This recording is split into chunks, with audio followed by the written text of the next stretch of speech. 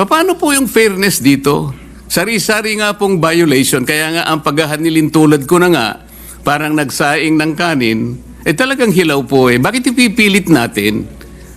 Ang alternative lang po, Mr. President, gawin po natin na tama. Iluto po natin ng tama para hindi tayo magkahirap-hirap dito. Katakot-takot na paglabag po ang aking pong inihayag sa hapong ito.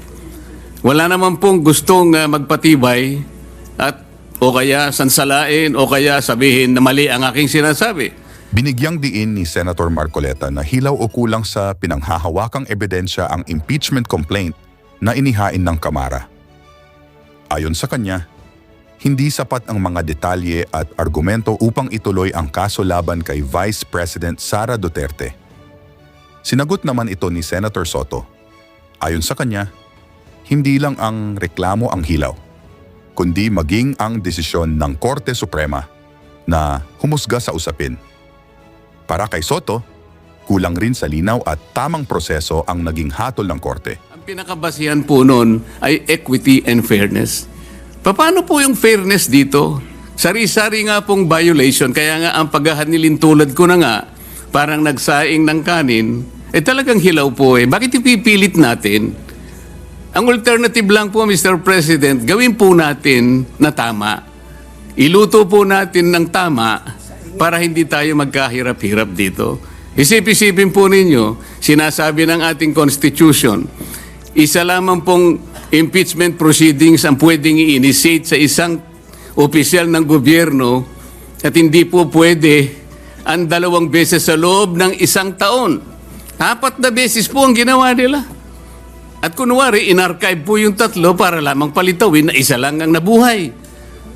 Nasaan naman po yung katuwiran? Kung sarili pong tuntunin, ayaw pong sagutin, ayaw pong talimahin, pagkatapos ipipilit po natin, sapagkat nag-MR sila, ano po ang kasaysayan ng MR? Sabi ko nga po, napakasimple po nung 1-year ban rule ng Supreme Court.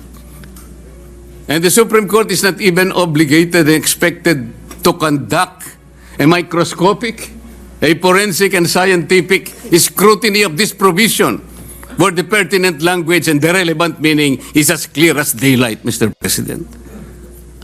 Ano po yung gagawin? Hihintayin po ba natin kung ano ang magiging kalalabasan po ng MR na sa akin pong palagay, hindi po speculation, sabi ko nga po. Unanimous decision and bank decision